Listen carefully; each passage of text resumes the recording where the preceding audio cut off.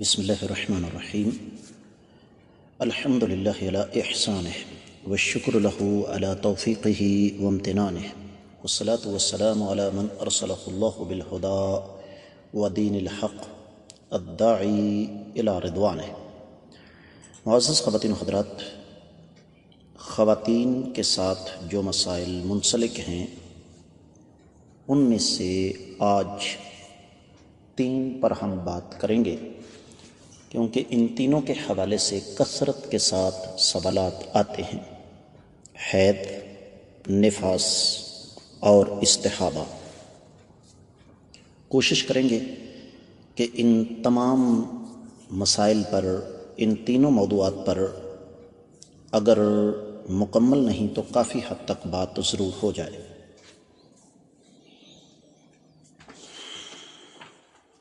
سب سے پہلے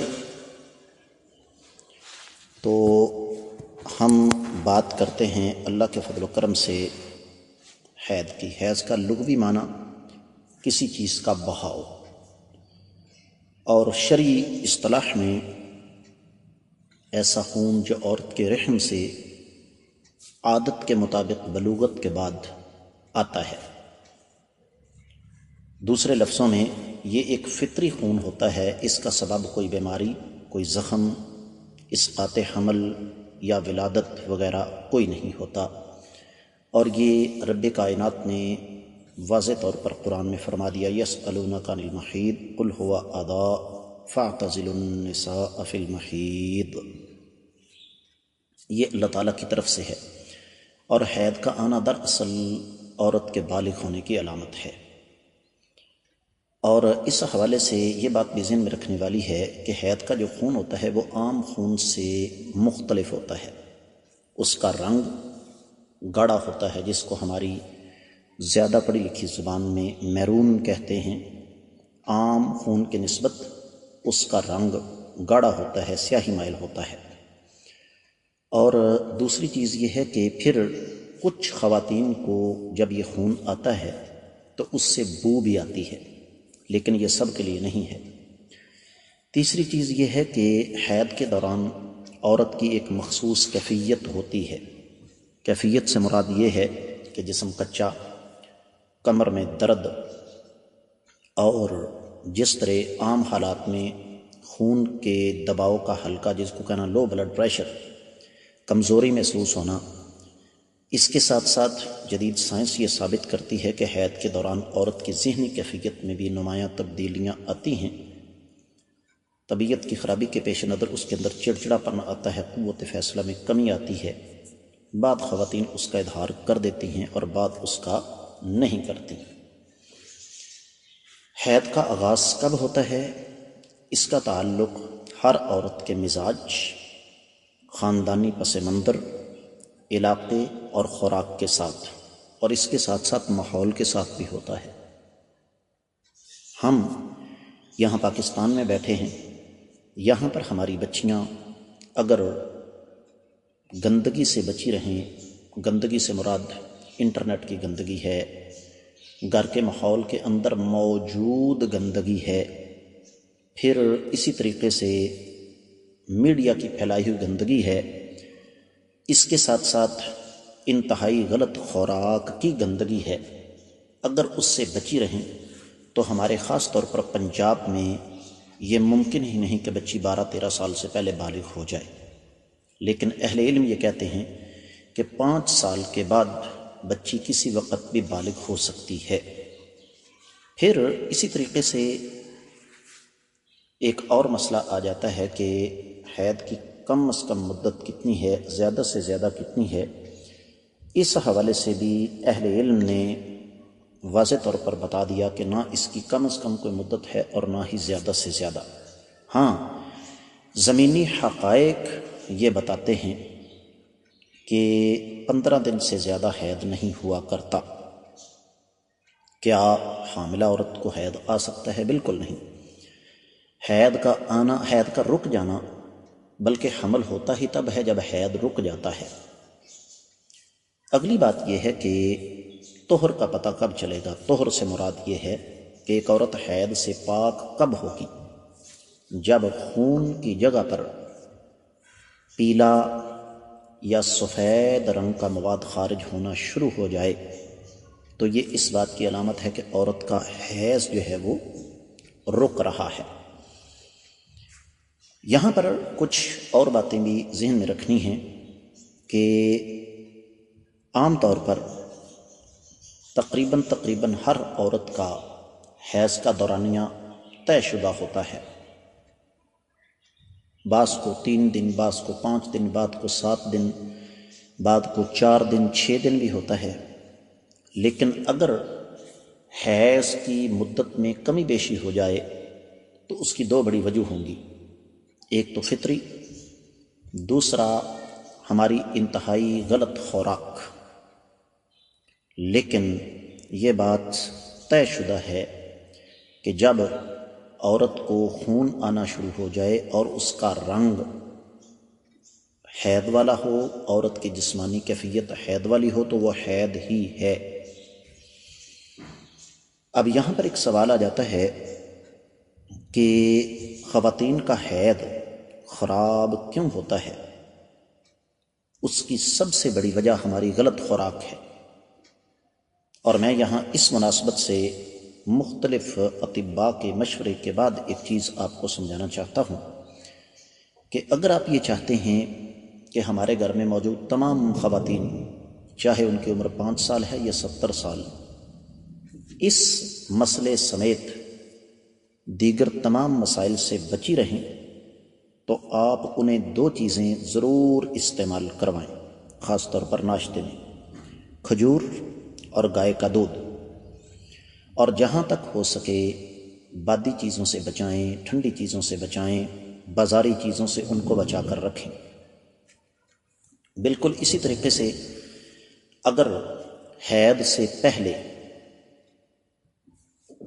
اگر پیلے رنگ کا پانی آتا ہے یا بے رنگ پانی خارج ہوتا ہے تو اس کو حید شمار نہیں کیا جائے گا،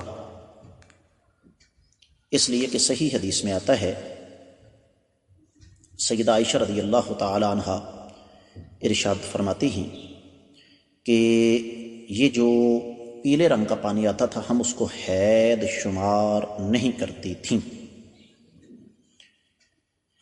اب اس کے بعد اگلا مرحلہ آ جاتا ہے کہ ایک عورت عمر کے اس حصے میں پہنچ جاتی ہے جہاں جا کر اس کا حید رک جاتا ہے، تو پھر کبھی کبھار اس کو یہ داغ وغیرہ کا مسئلہ بنے تو کیا کیا جائے؟ اگر میری پچھلی گفتگو کو آپ نے دھیان سے سنا ہو تو یہ سوال پیدا ہی نہیں ہوتا۔ رنگ دیکھیں، جن خواتین کے حیض کے خون کے اندر بو ہوتی ہے وہ بو دیکھیں، اپنی کیفیت دیکھیں، اگر وہ حید والی ہے تو حید ہے ورنہ نہیں ہے۔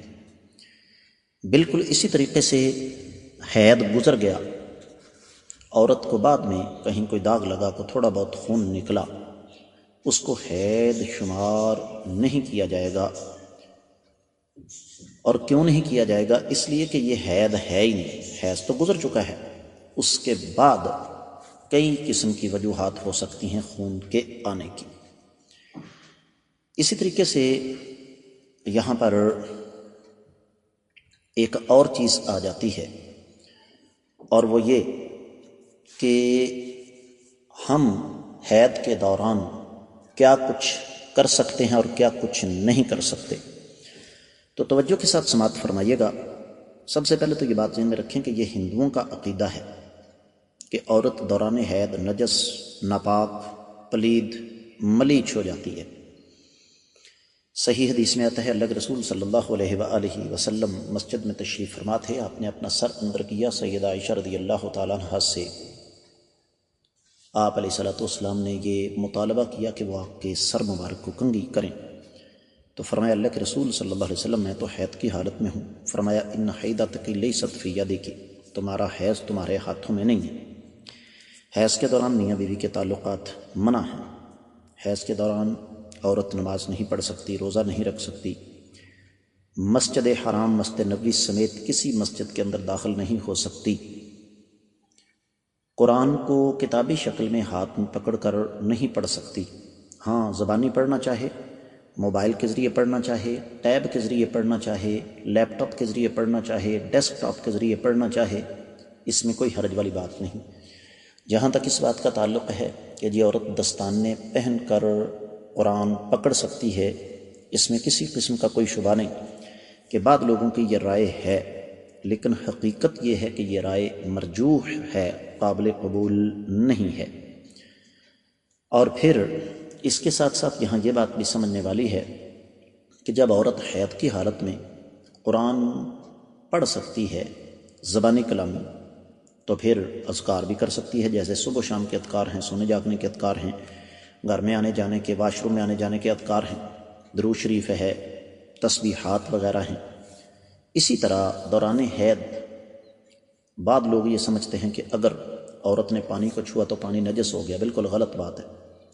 عورت کسی بھی چیز کو چھوئے وہ نجس نہیں ہو سکتی، کھانا پکانا، برتن دھونا، کپڑے دھونا۔ لیکن اس دوران طبی حوالے سے ایک بات ذہن میں رکھیں کہ حیض کے دوران عورت کو زیادہ سے زیادہ حرارت کی ضرورت ہوتی ہے۔ جسم جتنا زیادہ گرم ہوگا اتنا ہی خون نکلے گا، اور خون کا نکلنا یہ عورت کے لیے آسانی ہے۔ حیض کا خون اس قدر گندا ہوتا ہے کہ اگر یہ جسم کے اندر رہ جائے تو جسم کو بہت ساری بیماریاں لاحق ہو سکتی ہیں۔ حیض کے دوران جیسے میں نے آپ کو بتایا کہ میاں بیوی کے تعلقات منع ہیں، لیکن میاں بیوی کا اکٹھے بیٹھنا، اکٹھے لیٹنا یہ قطعی طور پر کوئی منع نہیں ہے۔ اس کے بعد اگلا مسئلہ آ جاتا ہے استحاضہ کا، اور استحاضہ بنیادی طور پر اس خون کو کہتے ہیں جو عورت کے جسم کے مخصوص حصے سے کسی بیماری کی صورت میں نکلتا ہے، اور اس کا معاملہ بالکل حیض کے برعکس ہے۔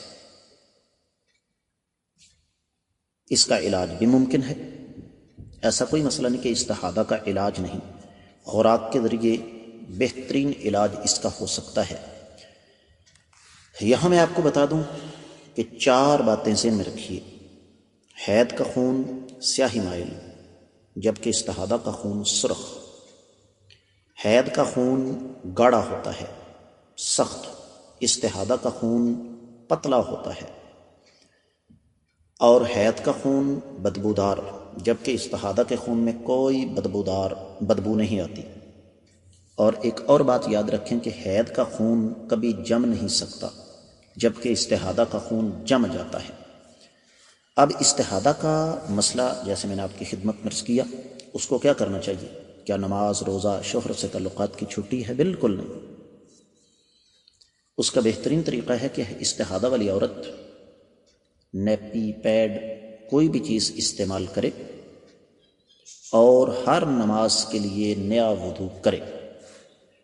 ہاں، شریعت اسلامیہ اس کو یہ رخصت دیتی ہے کہ اگر بہت زیادہ تکلیف ہو تو ظہر کو تھوڑا سا مؤخر کر کے، عصر کو تھوڑا سا پیچھے لا کے 2 نمازیں اکٹھی کر کے پڑھ سکتی ہے۔ اور ایک تیسری شکل ہے کہ اگر ممکن ہو تو ہر نماز کے لیے نیا وضو کرے، لیکن یہ بہت مشکل کام ہوگا۔ اور اگر استحاضہ والی عورت کو وضو کے بعد بھی اگر خون آ رہا ہے، جو یقیناً آتا ہے، تو پھر اس سے اس کی نماز یا وضو پر کوئی اثر نہیں ہوگا۔ یہ بات بھی ہو چکی ہے، سنن ابی داؤد کے اندر حدیث مبارکہ موجود ہے، صحابیہ کے بارے میں آتا ہے کہ ان کو استحاضہ کا مسئلہ تھا، لیکن ان کے شوہر کے تعلقات ان کے ساتھ چلتے تھے، کیونکہ یہ فطرت کا ایک حصہ ہے۔ اب جہاں تک تیسری قسم کا خون ہے اسے نفاس کہا جاتا ہے، اور یہ وہ خون ہے جو عورت کو بچے کی پیدائش کی وجہ سے آتا ہے، یا تو بچے کی پیدائش کے ساتھ، یا بعد میں، یا اس سے پہلے 1 یا 2 دن۔ اہل علم نے یہ لکھا ہے کہ اللہ کے رسول صلی اللہ علیہ وآلہ وسلم کے تمام صحابہ کرام کا اس بات پر اتفاق ہے، بعد میں آنے والوں کا بھی، کہ نفاس کی زیادہ سے زیادہ مدت 40 دن ہے۔ اگر اس سے پہلے عورت پاک ہو جائے تو پھر وہ غسل کرے نماز ادا کرے۔ اس سے پہلے کہ ہم نفاس کے حوالے سے مزید کچھ مسائل پر بات کریں، ایک بات خاص طور پر میں عرض کر دینا چاہتا ہوں، اور وہ یہ کہ اگر کوئی عورت نفاس کی مقررہ مدت سے پہلے پاک ہو جاتی ہے تو وہ غسل کرے گی، احتیاطاً ایک آدھا دن انتظار کر لے، غسل کرے گی، غسل کرنے کے بعد نماز، روزہ، تمام کے تمام احکامات جو ہیں ان پر عمل کرے گی۔ ماسوائے زوجین کے تعلق کے، میاں بیوی کے تعلقات 40 دن کے بعد ہی قائم ہوں گے۔ اور اس کی بنیادی وجہ عورت کے جسم میں موجود کمزوری۔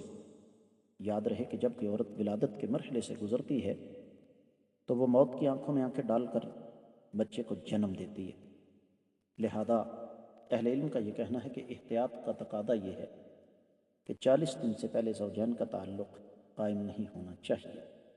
اگر 40 دن کے بعد اس عورت کو خون نظر آتا ہے تو وہ نفاس کا خون نہیں ہے، یا تو حید ہوگا یا پھر استحاضہ ہوگا۔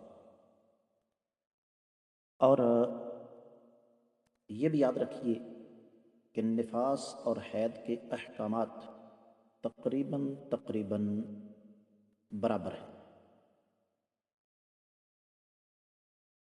بہت کم بلکہ نادر ہے کہ عورت نے بچے کو جنم دیا اور اس کا خون خارج نہ ہوا، لیکن اگر ایسا ہو گیا تو پھر اہل علم کا یہ کہنا ہے کہ وضو کرے، نماز پڑھے، غسل کرنے کی ضرورت نہیں۔ یہاں پر ایک اور چیز ہمارے سامنے آتی ہے، اور وہ یہ کہ نفاس کا پتہ کیسے چلے گا۔ نفاس اس وقت تک ثابت نہیں ہو سکتا جب تک کہ عورت ولادت کے مرحلے سے نہیں گزرتی۔ اگر اللہ نہ کرے اس کا بچہ ضائع ہو جاتا ہے، نفاس کا خون نہیں، لیکن حقیقت یہ ہے کہ یہ نفاس ہی کا خون ہے۔ یہاں پر میں ایک اور چیز کی طرف اشارہ کرنا چاہوں گا جو میں آپ کو حید کے مسائل کے دوران بتا چکا ہوں کہ نفاس کے دوران عورت کے ذمہ نماز نہیں ہے، نفاس کے دوران عورت کے ذمہ روزہ نہیں ہے، باقی تمام کے تمام احکامات وہی ہیں جو اس سے پہلے میں آپ کو حید کے مسائل کے دوران بتا چکا ہوں کہ طواف نہیں کر سکتی، مسجد میں رک نہیں سکتی، قرآن کو چھو کر نہیں پڑھ سکتی۔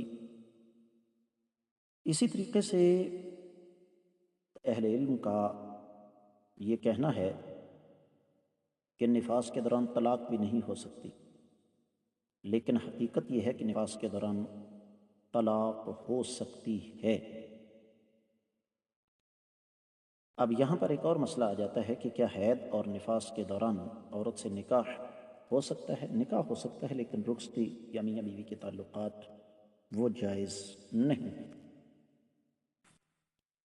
یہاں پر مسائل کو جب ہم کھولتے ہیں تو اور چیزیں بھی ہمارے سامنے آ جاتی ہیں، اور وہ یہ کہ کیا حید روکنے کے لیے ادویات کا استعمال جائز ہے؟ صحیح بات یہ ہے کہ یہ درست نہیں ہے، اس لیے کہ حید ایک فطری امر ہے، اگر اس کو روک لیا جائے گا تو جسم بے شمار بیماریوں کا شکار ہو جائے گا، اور جب جسم بے شمار بیماریوں کا شکار ہوگا تو یہ اللہ تعالیٰ کے احکامات کی مخالفت ہوگی۔ قرآن کہتا ہے وَلَا تُلْقُوا بِأَيْدِكُمْ إِلَى التَّهْلُكَةِ۔ تو یہ کچھ ضروری مسائل تھے حید، نفاس اور استحاضہ کے حوالے سے۔ میں امید کرتا ہوں کہ آپ کو انشاءاللہ ان کی اچھی طرح سمجھ آ گئی ہوگی۔ اللہ تعالیٰ سے خصوصی طور پر دعا فرمائیں کہ رب کائنات ہماری ان مسائل کو اپنی بارگاہ میں شرف قبولیت عطا فرمائے، اور آپ لوگوں سے خصوصی طور پر میں یہ گزارش کروں گا کہ جہاں تک ہو سکے ان اسباق کو صدقہ جاریہ سمجھ کر زیادہ سے زیادہ آگے نشر کریں۔ یوٹیوب چینل کو سبسکرائب کریں، ساتھ لگے گھنٹی کے بٹن کو ضرور دبائیں تاکہ دینی حوالے سے فرقہ واریت سے بالا تر خالصتاً کتاب و سنت کی روشنی میں ترتیب دی گئی ویڈیوز آپ کو وقتاً فوقتاً ملتی رہیں۔ میں کامنٹ سیکشن میں آپ کی طرف سے آنے والے محبت بھرے پیغامات کا انتظار کروں گا۔ اس کے ساتھ ہی اجازت چاہوں گا۔ السلام علیکم ورحمۃ اللہ وبرکاتہ۔